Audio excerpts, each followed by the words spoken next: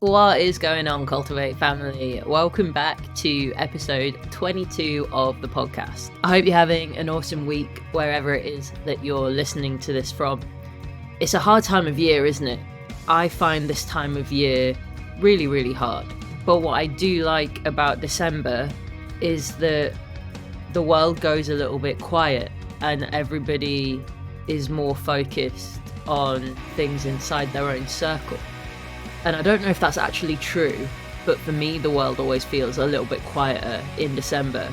So I actually end up being a lot more creative this month, doing lots of things inside the business, making lots of things in terms of content, and making music. Weirdly, I noticed that I play more video games. And I don't know if that's because the weather sucks, so I'm outside less, but I'm okay with that. In other news, I'm officially 1 week on testosterone. How wild is that? I've been waiting for so long. And honestly, I just kind of feel relieved. And I will definitely do a full episode on this at some point in the future. But for now, I just want to say big thank yous to anyone that sent me a nice message or congratulated me.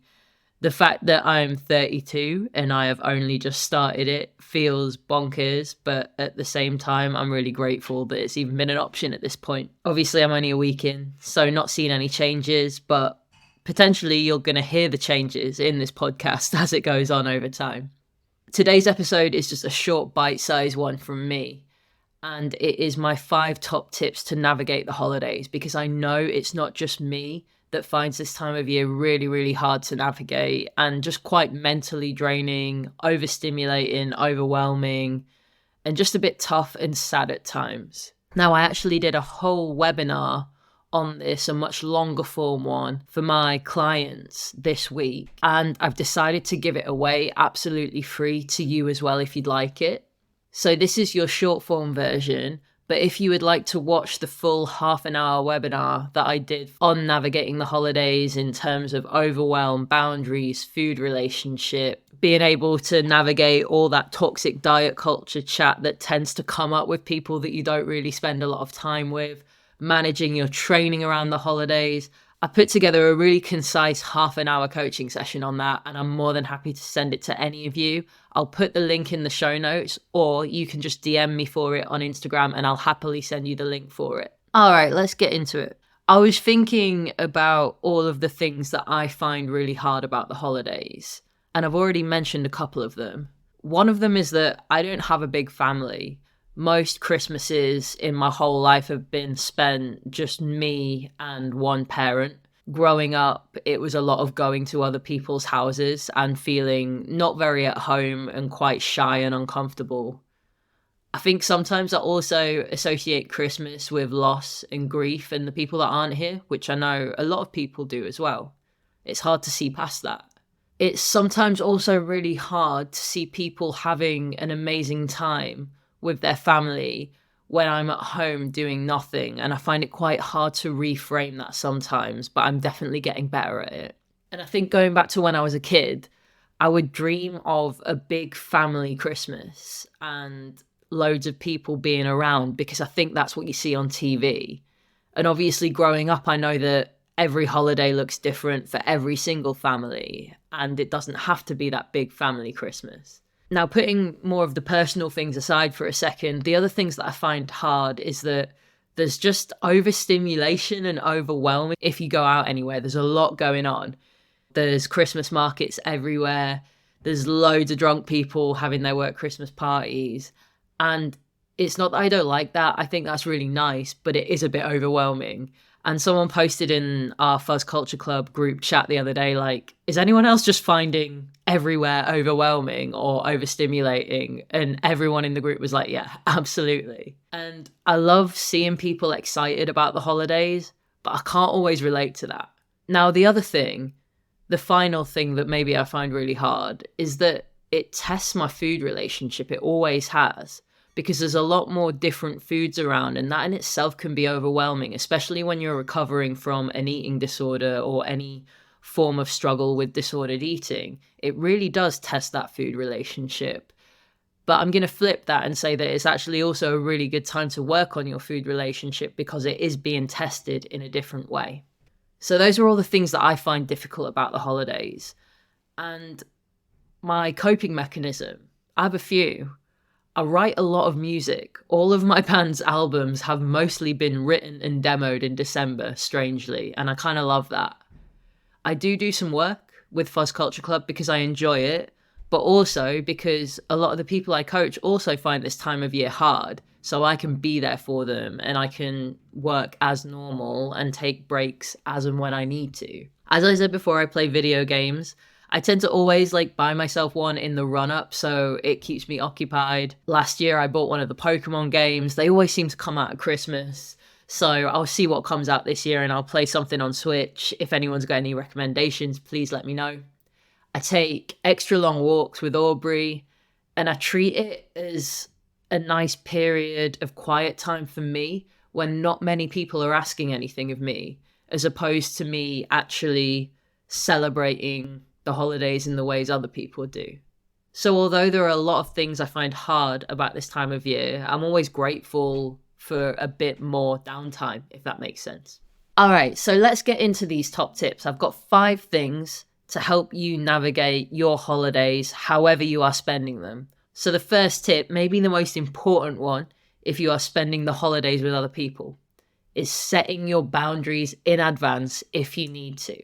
So setting those boundaries in advance might mean talking to your family, your friends, your partners, saying, I don't think I want to stay here for this long. I don't have the capacity to have this conversation. So if that happens, can you help me shut it down? It might be that you even just think to yourself, what are you going to say in response to comments on your appearance, body, image, gender expression? So you're actually ready to set that boundary in the moment. It might be you set a boundary of how many social commitments, Christmas parties, work events that you feel comfortable taking on for your mental capacity, so you don't end up feeling drained and actually having no rest at all. Setting your boundaries in advance means the people around you know what you're comfortable with and what you're not comfortable with. It also means if you share those boundaries with, say, a partner or a family member, if any situations arrive that are crossing a line for you, they can help you, they can support you through that. Setting boundaries in advance also means that people have time to actually sit with them and digest them. Saying, yes, I'm going to pop round for a couple of hours, but I just want to make sure that I'm not misgendered every 2 minutes. Asking for what you need and communicating the boundaries. Yes, sometimes they might be met with a little bit of friction, but doing it in advance can definitely help ease a little bit of that friction. Now, next up, let's take the topic of food. I go into this a bit more advanced in the webinar, so this is just a bite-sized version for you. But if you struggle with food at this time of year, and if you often worry about binging or overeating, I want you to remember to pause, and I want you to think to yourself, am I hungry? If I'm not hungry, am I just using the food to self-soothe? What are my hunger cues right now? Am I a 0 out of 10 really hungry? Am I a 10 out of 10 full? Am I a 3 out of 10 and I'm ready to eat? I want you to put your fork down in between mouthfuls and think where you are on that hunger scale between 0 and 10, empty to full. I want you to remember that you can have more if you want more anytime you want. So you don't need to load a big plate up with everything. You can always go back for more if you'd like more. One of the best tips I can give you is to start including those fun holiday foods now. Don't wait and create anticipation so then you then binge on them over a few days over Christmas and that makes you feel really, really crap. And then off the back of that, don't over restrict in the run up to a big meal or to a few days of eating those fun foods. I want you to eat as normal. Eat your normal breakfast and your normal lunch, if that makes sense. Don't restrict just because you know you're eating a big meal later on, because you're way more likely to be absolutely starving, overeat, and then feel a bit crap about it later on. Moving on to the next tip, plan time in for yourself. It is absolutely okay to disengage. It's okay to take an hour to yourself amongst all the chaos and overstimulation. You can find windows of time where you can chill if you've got to be involved in a lot of things. Maybe that's in the morning, or maybe that's a break in the afternoon or last thing in the evening. This is going to help you to manage your social spoons. And when I say social spoons, I mean if you're starting a social event with 10 spoons, your spoons might slowly deplete over time and you end up with one. And that's when you really feel socially drained. And for some of us, our social spoons deplete a lot quicker than others. So planning in time for yourself is key. You do not have to be everything to everyone. You can't be. So plan in some time for yourself, show up for yourself first, and manage those social spoons. Next up, this is to do with your training. Decide if you're going to train in advance. Do you want to work out, or would you rather have a rest? We don't want guilt to creep in, or that inner mental chatter telling you that you should be training when you've made the active decision to have a rest. So if you want to have a rest, own that for yourself and enjoy it. If you do want to train, make sure you've got a plan for training. If you're in a new environment, make sure you've planned it around your social events. And if people make fun of you for training over Christmas, tell them to do one, because if it makes you feel good, then you should be allowed to do it. Again, thinking back to planning in that time for yourself and managing your social spoons, the gym could actually be a nice little escape for you to have an hour to yourself. But it might be that you want to intentionally take a week off of training as a rest week, and you might enjoy it. So don't let that mental chatter guilt or shame you for doing that. You deserve to take that time if that's what you want. Enjoy it. And then my final tip for you is to think about what is actually in your control. In the environment that you're in, what can you directly control? Normally, that's what we do, and that's how we react to things. And now let's think about the things that we can't control at all. Our environment and what the people in that environment are doing. So focus on the things that you can control and take a deep breath and ride out the things that you can't. I was listening to a podcast the other day where someone was talking about this whole theory of let them. We can't control everything around us, and we're gonna be a lot less stressed if we sit back and say, let them. So if you're in an environment and you can't necessarily control what is happening around you, think to yourself, let them. You just do you. Because trying to control everything around you is going to be really, really mentally taxing and draining. We can't be everything to everyone, and we can't control everything all of the time. So 5 top tips. Number 1, set your boundaries in advance if you need to. 2, if you struggle with food, remember to pause. 3, plan in time for yourself. 4, decide if you're going to train in advance. 5, think about the things that are directly in your control and just breathe and ride out the things that you can't. So I really hope these 5 little tips give you a few prompts to think about for things that you can apply in your own life going into the holidays, especially if you find it a bit tricky or if you find it hard to take time to yourself and actually have a rest at the end of the year.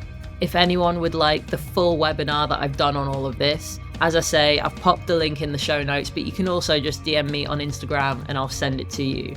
If you're needing a little bit more support and you're maybe thinking about getting a head start on your training, if you'd like something nice to focus on, let's have a chat about coaching and let's get a head start on that now if you would like to. Again, I'll leave all my links in the show notes. I hope you have a really good rest of your week, and I hope you are not finding December too overwhelming. Take it easy, Cultiv8 family. I'm out.